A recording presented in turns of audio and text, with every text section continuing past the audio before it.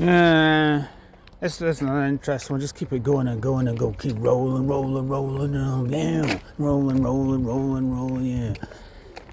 Hey ladies, hey fellas, and the people that don't give a fuck. What it was in the large band in the. Just keep it going, Dave. Keep it going. Keep rolling, keep. Right, came back when. So I worked at Glen Rental, didn't I? Right. Car rental place, right? So that's where I used to park the cars there, and I used to work. It was over there for Chemical, just there, right? And it was taken over by someone else because they couldn't afford to put the insurance rates up. But anyway, it was a nice wee job I had for a couple of years there, right? So what I like to say about that is, right, it was really quite an exciting time, and it still is an exciting time. If I could just go, Iron Maiden, Wildest Dreams, or no, what was the other one? We get a shot of the train coming by because I'm a train spotting motherfucker, yeah. I'm just so excited because the train's coming, right? What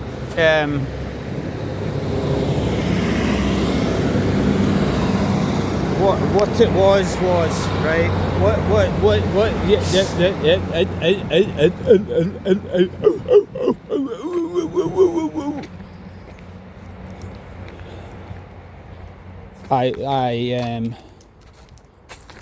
No, you're living in the golden years, so understand, right? So that's what I was thinking. No, they're in the Wildest Dreams, right? But what I was thinking was, right, you ken how, when it was an exciting time, because before that I just had a Fender catalogue, and I used to smell the Fender catalogues, Yeah, it's the catalogue's got a very unique smell. The paper's got a very unique smell to it, and I used to smell them. And I think if I could have eaten it, I would have done. But that's not really the point of what I'm saying. Right? The point about what I'm saying is, when I was working at Glen Rental. It was quite exciting because I was back in the workforce again after a drought, and it was cool, right? Because I applied for the Coach Pro, right? By the way, incidentally, sorry, I am that guy. I may be from Dumfries, but yeah, I'm that advancing man that wants more out of life than working at fucking, no disrespect to anybody who does, but working at Aldi and then you going on holiday again. I wanted more from life and that, right? And that's what I'm trying to do. So yeah, I've discovered. I was this way since the day I was born. I am who I am. Most motherfuckers don't give a damn. But when I was working at, it was quite an exciting time because what it was, I was doing it was like back in work because. And what was quite funny about that job is, right, I got that job because of my sister, actually, because as much as I've slagged my sister off over the years, right, it's maybe a bit, it's just that it's been quite painful, So when you feel like, maybe I'm missing something, but you feel like your people closest to you are against you, what's wrong with you, and it's caused me a great deal of pain. But so what about my pain? Am I not allowed my pain? No. So you know what I mean? I felt like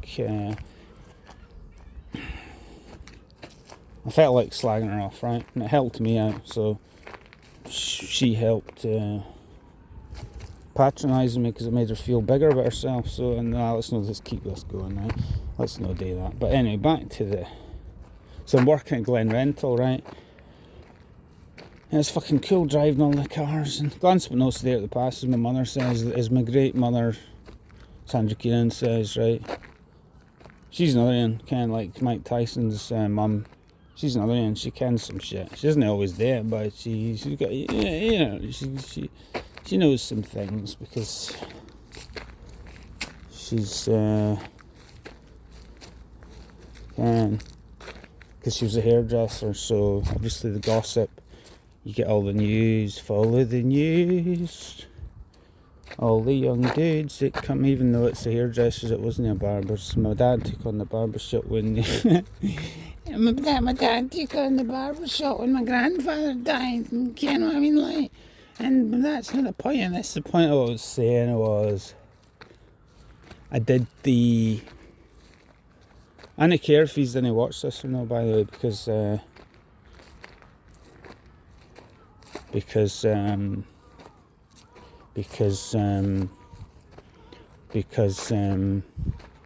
just letting it simmer there, you see that? Because I'm doing the coach.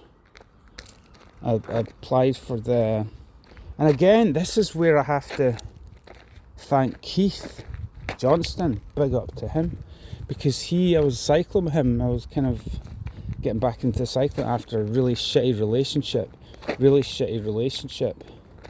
and I was like, I'm getting my life back on track, this is fucking incredible. I'm back cycling, and then got the Hill Climb Championship wins and all that, right? So I'm getting back into it, right? Back out cycling with Keith, and it's like, right, we're doing all the things that I should have done before we got in that shitty relationship, right? So I did all the cycling, and see how life is a fucking team effort, right?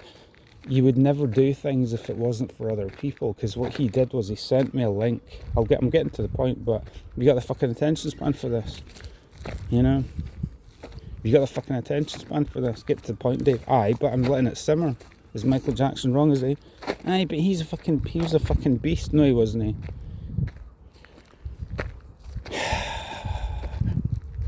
So it's doing the, Keith told me to apply for the Coach Pro thing. He saw this thing, reality TV thing, the Coach Pro. I should apply for that, and I never would have done, and I did apply for it, and I did this, you know what I mean? You look back and you go, I'm glad I did that, I'm glad I fucked it up, because what happened was, applied for it, got through. It was a reality TV, they were trying to train. This is exhausting, by the way, telling you this story, but it's worth telling. I didn't really want to do it, but I feel like I have to, right? So he's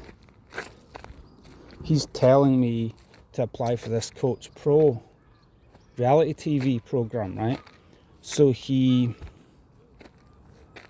sends me the link and I apply. It's you basically, it's like a reality TV, and all these people, they get trained up by pros to ride in a pro team. I was on the cycling channel, but where's the cycling channel? It's probably nowhere. It's probably shite. So what's the point? But that's not the point of this. The point of this is that I applied for it, got through the Skype interview stage, and I said I did a big clanger, sitting in my living room doing a Skype interview, getting this reality TV thing. I was all excited about it, and wow, getting in the spirit of it. Wow, oh, this is for me. This cool. I said to the guy who interviewed me, I said, well, I don't really know much about you. Who are you? Kind of. It was just one of those weird things. So I didn't get to the right, and I was kind of like really disappointed. But looking back, you go, fucking hell, that was really good that I went through that, because it served as preparation for all the other stuff. Because then Keith, as well, was realising the talent with the cycling, right? And he goes, so he sends me that, and so that's why he sent me that. And then the outlocking thing came up, and again, I never would have done that. So I've got to really thank him for sending me a link for that, because I did it. And obviously that was a glorious Zero to Hero story, wasn't it? And I did that, and all the other stuff that followed. But the point I'd like to make about the Coach Pro, the Coach program, right, is that it's only when you look back that you realise the value of certain things, because I go, glad I didn't get on it, because when I watch the thing, I'm going, that's shit, and all the people are, it's just cheesy, and I'm like, you gotta don't just accept it, you know, do something that, know your own worth, blah blah blah, insert a load of words, right? Know your own worth, because I'm going, better things came, didn't they, after that? And a little thought experiment, I'm thinking, the people in that Coach Pro reality TV program, right, they're all like desperate trying to be... I discovered what it was all about. It was basically just all about it's like the fucking X Factor. It was about the judges more than you're just going to be a pawn and just got to be... It wasn't a cool thing to it wouldn't have been a cool thing to be involved in. And I'm thinking about it going, I wonder how many of those people who aren't as good as me, right, did they actually go on to do anything as good as me? Maybe one of them got through and maybe joined the pro team and did it, but then he probably fell by the wayside anyway.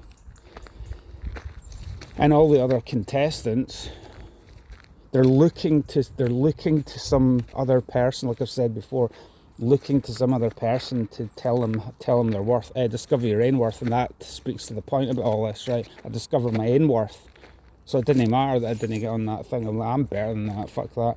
And the proof of the pudding's in the eating, because then I did 8 double-century solo rides and lockdowns. And see, I'm building myself up for the national. Can you feel it? Can you feel it? Can you feel it? Yeah. So know your own worth. So fuck that, because I then got this weird email. It was almost like, I actually said to Michelangelo Beatty, I said, because it was like this guitar clinic, motivational clinic, and I was like, wow, that's really cool, watch that. And it was like, he's saying that was more of a,